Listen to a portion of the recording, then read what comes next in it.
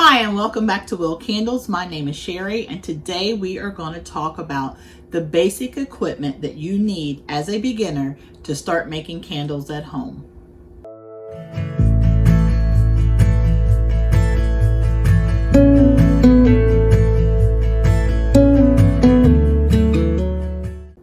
So as a beginner candle maker, whether you just want to make candles for yourself, or you want to make candles for friends and family, or you may even be considering starting a candle business, this is the must-haves that you must have to get started. So I guess we're going to start with a pouring pitcher. So you have to have something to heat your wax up in and to pour your wax into the candle jar or vessel, as candle makers would call it. So this is a small pouring pitcher. This holds probably about 2 pounds of wax. You could probably make 1 to 2 candles in here. This is a larger size. If you're just getting started, this actually will do the job. But if you want a little bit bigger pitcher so that, I don't know, you just might want a bigger pitcher. So this is going to hold about 4 pounds of wax. However, I wouldn't fill this up because when you go to pour this heated wax into a vessel or into a jar, it's going to get a little heavy and it's harder to control so that you're not spilling the wax, what have you. So this holds about 2 pounds. This holds about 4 pounds. And then once you have your pouring pitcher, you want to get a pot. Now, technically, it should not be a pot that you are cooking with. I used an old pot that I had stopped cooking with in the beginning.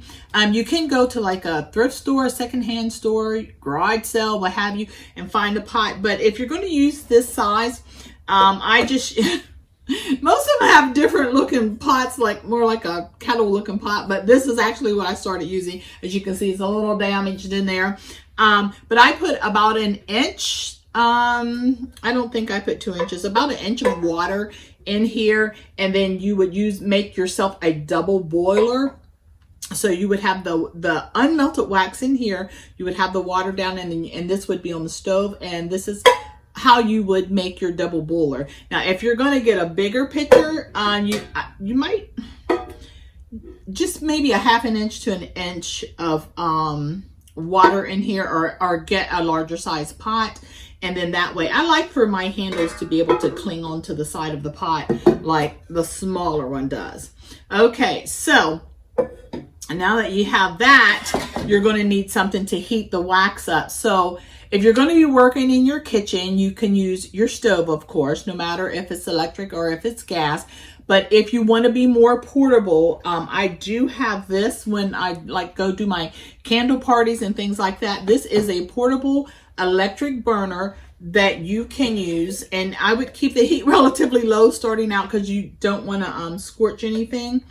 That's the only thing with the heating elements for making candles. Sometimes it's hard to know like where to start at. I would start between 1 and 2 on here, and then as you're checking the temperature of the wax, you'll be able to navigate your way every time. The more you make candles, the more you'll know what works for you. So this way, if you want to make candles in your garage, or you want to make candles at your mom's house or a friend's house, or do like I do, have a candle making party at someone else's house. If you have a portable heating element, it allows you to be able to make candles somewhere else besides just in your kitchen. Okay, so next on my list is a thermometer.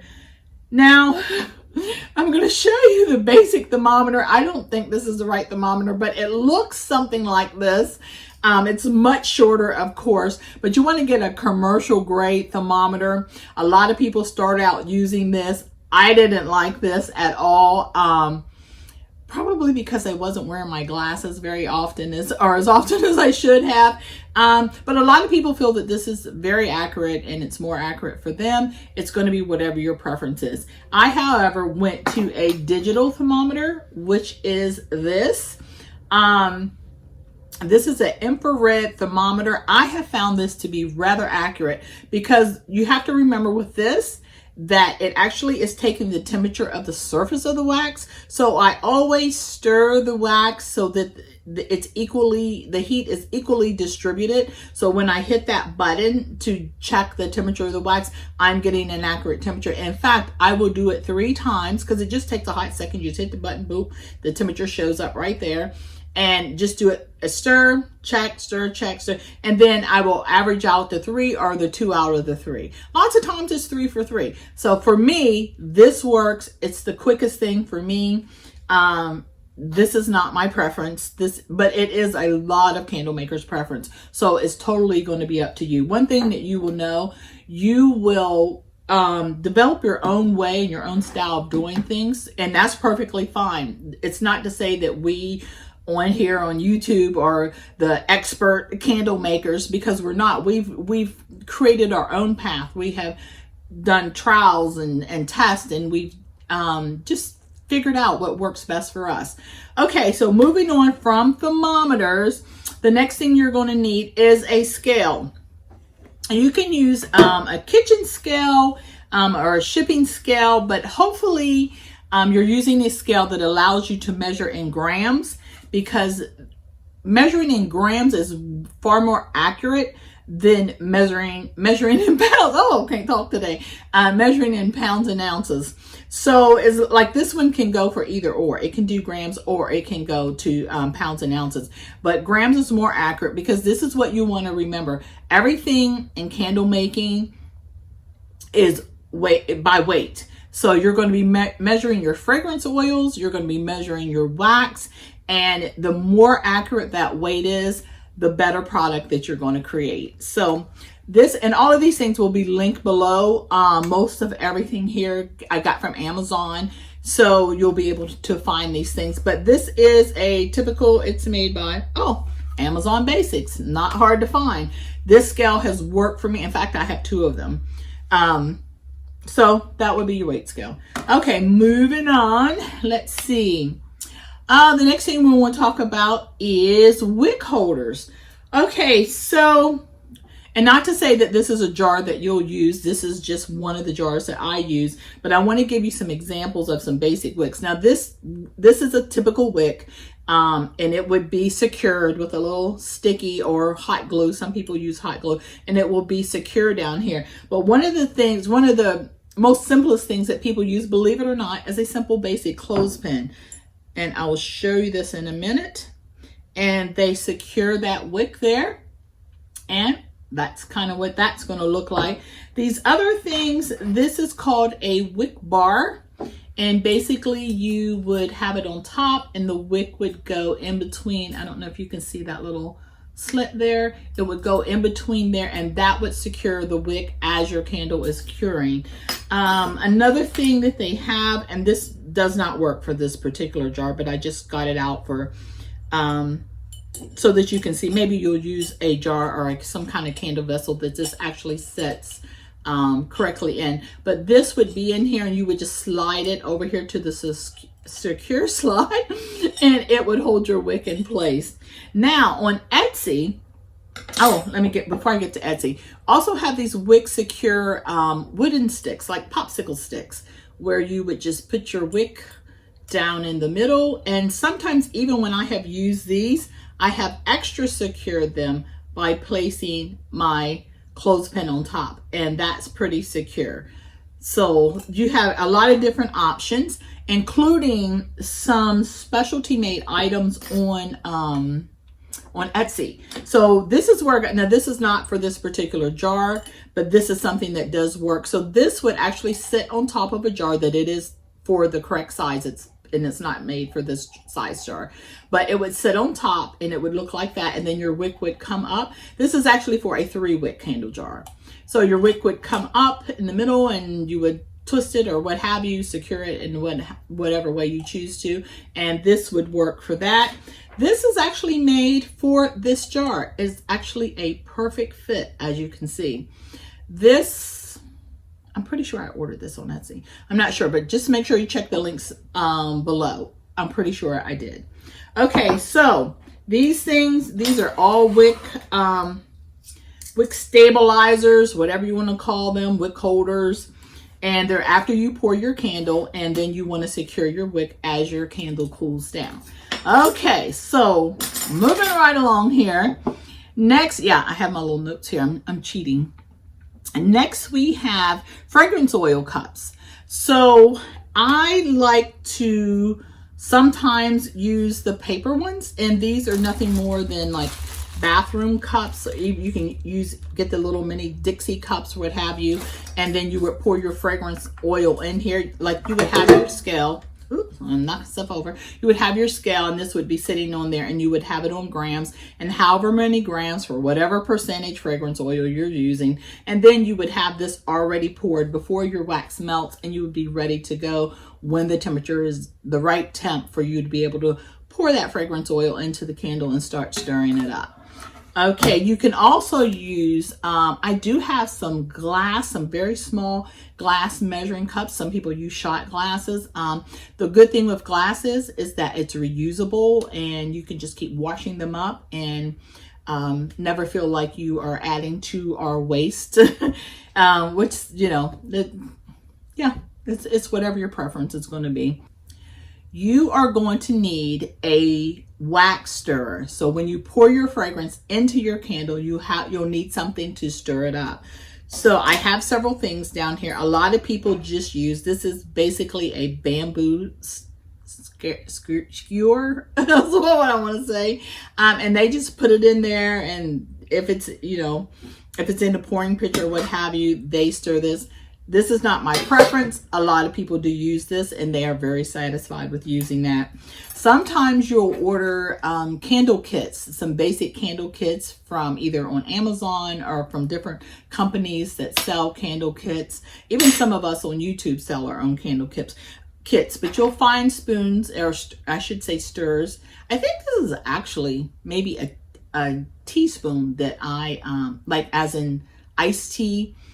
Spoon that I actually ordered. Maybe this is actually from a candle making kit, but these work really, really well if you're stirring in your fragrances.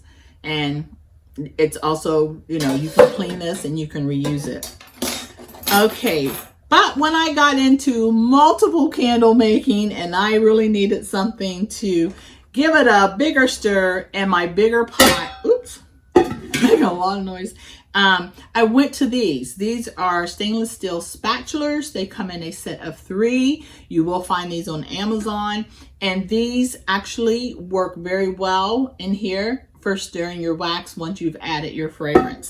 So this is one size maybe for the smaller pot. You would use a shorter one, as you can see. And there's another one. I think it's taller, but they do come in a set of 3, and they are very, very inexpensive. But I do like these because you can clean them off. Something about stainless steel I just love, probably the nurse in me, that I can take alcohol and paper towels and just clean them. So that is that. So speaking of cleaning your stirs, you're going to need a basic bottle of alcohol. And I do believe this probably came from Amazon. I'm sure I am like the Amazon queen. I use this alcohol, and also along with this alcohol, you might want to keep handy a roll of paper towels. I use alcohol to clean my pots when I'm finished using them. I also use them to wipe out my jars or my candle vessels when I first get them and I'm about to use them, because sometimes from being packed or being stored, there is like dust or sediment or something in the bottom of them. So I make sure that these are clean. And I also wipe the bottoms, because I'm going to put the warning stickers on the bottom. If you are going to sell candles, you will have to put your warning stickers on there. So that's just something that I choose to do. Some people, I'm not sure what they do, but I wipe the bottom as well, because I know that sticker needs to be secure on there. Okay, and moving right along, you are going to need rubber gloves. And I got this box of gloves on Amazon. It's the same type of gloves that I use every time. Some people get a little bit larger size so that they can easily slide their hands into them and slide them out so that they can continue to use them time after time.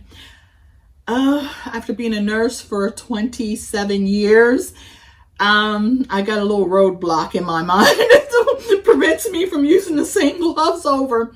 Just one of my little nursing pet peeves. But I do not use my gloves over, but a lot of people do. And certainly, if long as the gloves were kept clean and you're using them for the same reason. The reason why we use gloves is when we are like putting wax into our containers or we're cutting our wax, it gets a film on your hand, and sometimes that can be very hard to get off, and then you're touching other surfaces. So it's kind of to keep your work area clean and keep it kind of wax free, except for where you want wax to be. It's a good idea to have rubber gloves, and it doesn't matter. You could use household gloves, surgical gloves. These are just basic disposable powder-free gloves, and they work for me. So this is, let's just put it this way. This equipment here is for the beginner candle maker. However, I do have quite a bit of equipment that I have purchased because I am now in the candle business. So if you are considering going into the candle business, you might want to look for a part 2 to candle making equipment. So this would be part 1 for the beginner candle maker, and then I'm going to put up a part 2, and I'll show you some more things. Like I have basically converted more than half of my kitchen into a candle making laboratory. And if you have, a basement or an area in your home that, you would consider doing that, maybe some of you watching right now are already beyond the beginner stage, and you are looking to really create a space so that you can make more than 2 or 4 or 6 candles at a time. That would be a great video for you. So I'm just going to recap real quick. So you're going to need a pouring pitcher. You're going to need a pot to create your double boiler. You can either use your stove at home or a portable electric burner. You're going to need a thermometer. You're going to need a weight scale, preferably one that weighs in grams. You're going to need wick holders or wick stabilizers, whatever you want to call them. You're going to need fragrance oil cups. Let's see, a stirrer, something to stir the fragrance in the wax in. You're going to need a bottle of rubbing alcohol and a roll of paper towels and some rubber gloves. That should be enough to get you started. So that's just the basic equipment. Now, when we go to talk about wax or we go to talk about vessels and wicks, that's a whole nother video. But basically right now, if you really want to begin to make candles, work on getting your equipment, and then look for probably not the next video. The next video is going to be part 2 of this for the more advanced candle maker, which you're more than welcome to watch if you are a beginner candle maker. But the video after that, we will get into actually making candles step by step. I'm going to hold your hand and walk you through. And when we're done, you should be able to make a perfect candle. And I will tell you this, I only make soy candles. Actually, I make coconut soy candles. I do not use paraffin wax.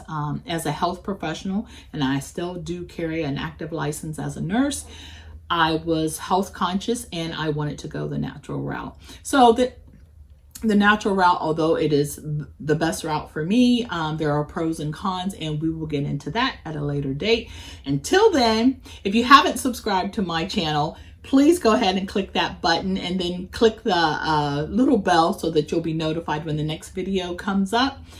And I will see you next time, and thanks for watching. Bye.